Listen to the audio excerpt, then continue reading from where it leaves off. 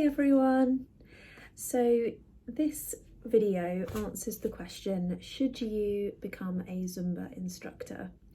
So my answer is yes, always. So my name's Sophia and I have been teaching Zumba since 2016.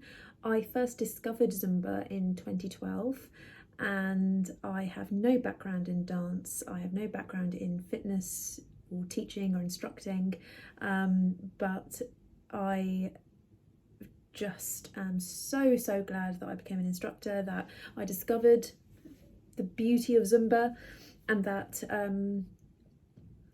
I have just had the gift of teaching. It's been incredible.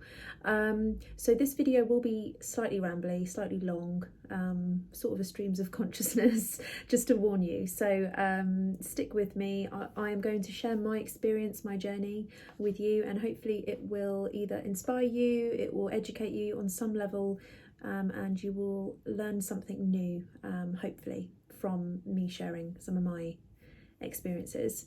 So like I said, I have no background in dance whatsoever. I would label myself as clumsy, mal-coordinated, and I was at the gym and I could just hear Daddy Yankee playing. I think it might have been Gasolina or something, and I was like, what is that? So I just peeked into the studio and there was a class going on and everyone was in there looking like they're having a great time. So I just snuck in the back and I had no idea what on earth I was doing. I looked nothing like the instructor, but I was just smiling from ear to ear, and I remember that feeling. I was just like, this is so fun, and I was kind of laughing at myself, I came back again. So I was like, what is this class? And then I asked the receptionist on the way out, I was like, what was that class up there? She said Zumba. So I was like, okay, I'm going to come back for this. So came back again, and then again, and then again, and then each time I got closer and closer to the front row. I started speaking to the instructor and realised she lived around the corner from my home. We were the same age and we became very good friends, and she was a dancer. That was her background. She was incredible, very fit, just really inspiring to watch, to be honest. And my background is in digital marketing. So at the time I was working in a very corporate job for a corporate company in London, and I would get back off my commute, off the train, run to Zumba, and then pretty much every evening I tried to just get Zumba in every day if I could, and I would come to all of her classes. But there came a point where I couldn't make her classes anymore because of work getting busier, and then I moved closer to London so that I had a shorter commute. So it basically ended up that I ended up not being able to go to Zumba anymore, and my Zumba experience was only with this one instructor. I hadn't really been to other people's classes. I think I'd experienced her having cover teachers and always been that person that was like, oh, you're not her, I'm not enjoying this. Or I'd been to one or two other Zumba classes and just never enjoyed it because I only knew Zumba through this one person and the way that she taught. So I was sad that I couldn't do Zumba anymore, and I just thought to myself, do you know what, I'm just going to learn how to do it myself. So I just thought, I'm going to just learn how to do it, and then I can just do it whenever I like, and I'm not dependent on somebody else. And I googled, I found the training online. They do, at the time it was just in-person training. Now you can actually do it online, and there's on demand, I believe. But I decided to book it. It was one day. It's a certification, there's no exam, it's just a day, and they run them all over the world, but there's many locations throughout the UK where I am. I think I did it on a Saturday, and I drove to a city not far from me, and they teach you merengue. They teach you, so that you start off by doing a masterclass. So it's a 1 hour Zumba class essentially with the person running it, and they're usually someone that's very experienced, that's been teaching for years. I then had an overview. So what they do is they teach you merengue and the 4 main dance rhythms that come with that you would experience in Zumba. They teach you cumbia and the 4 dance rhythms that come with cumbia, reggaeton with the 4 typical dance rhythms, and salsa and the same. And every Zumba class has to have merengue, cumbia, reggaeton and salsa to be a Zumba class. That's what they said in the training. And then anything else is an add-on. So I have done additional trainings.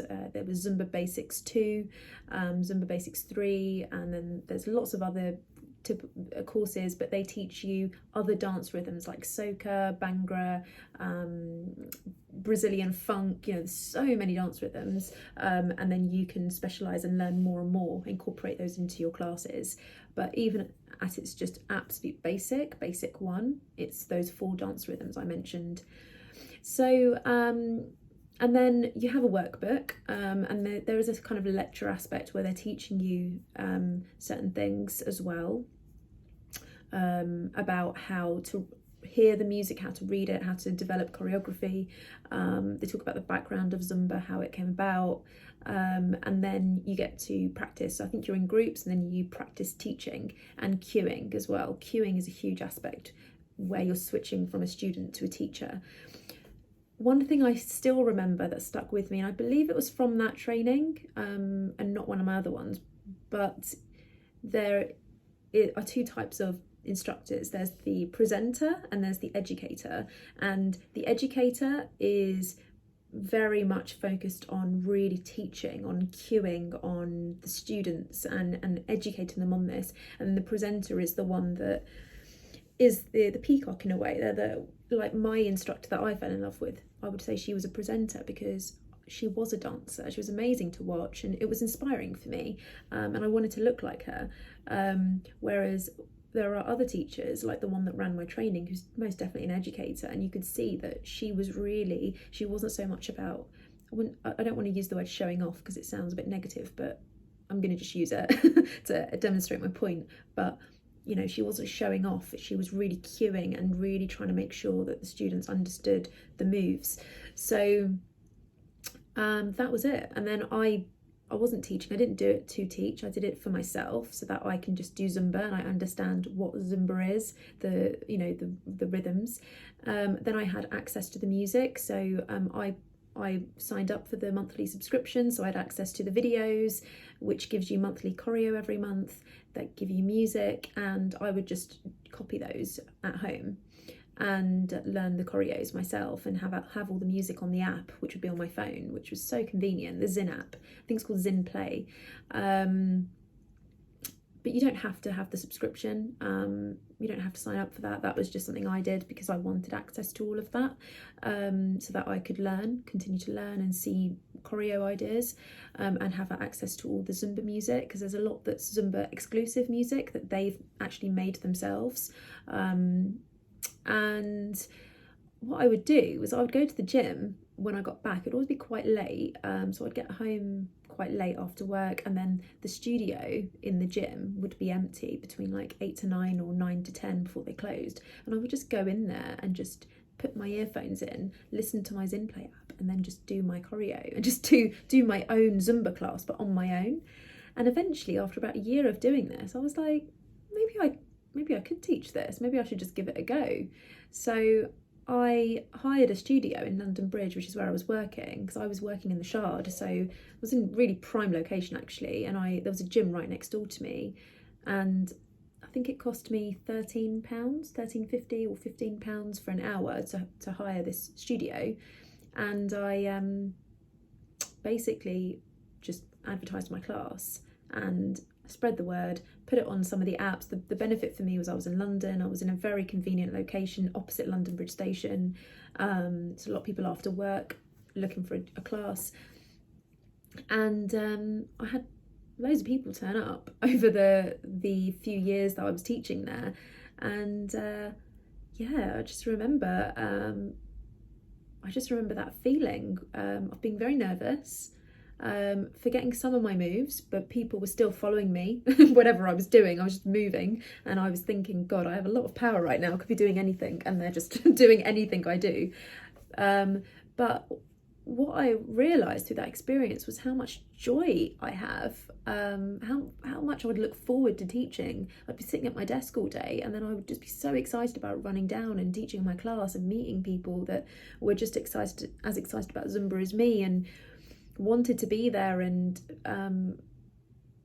were just, I don't know, there was just something so rewarding about it that I can't even explain. This kind of feeling of joy and ecstasy and purpose that I would have when I was teaching. Maybe it was just all the endorphins, whatever it was, I just still remember that feeling, and I still get that feeling. But when I moved out of London, so when I left London, before I knew COVID was coming and the deadly virus was going to sweep the globe, I moved to Scotland for a few months, and I've ended up staying here now, permanently for now. But I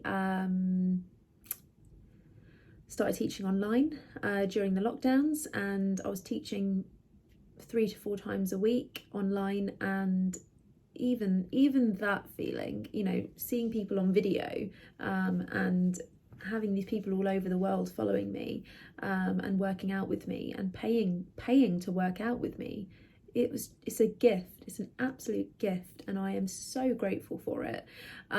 So yeah, that's been my experience. That's how I became an instructor.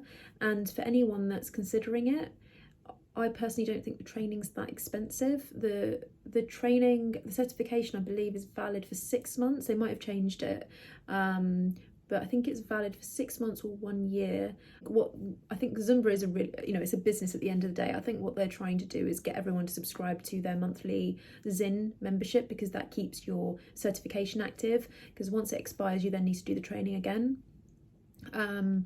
But the only other tip I would say is just really think about your overheads. So if you do want to teach, it is actually still a business. So you know, if money's not an issue, then fine. But there are a few things to think about and make sure you have, which I actually didn't know at first, and I've realised on my journey along the way.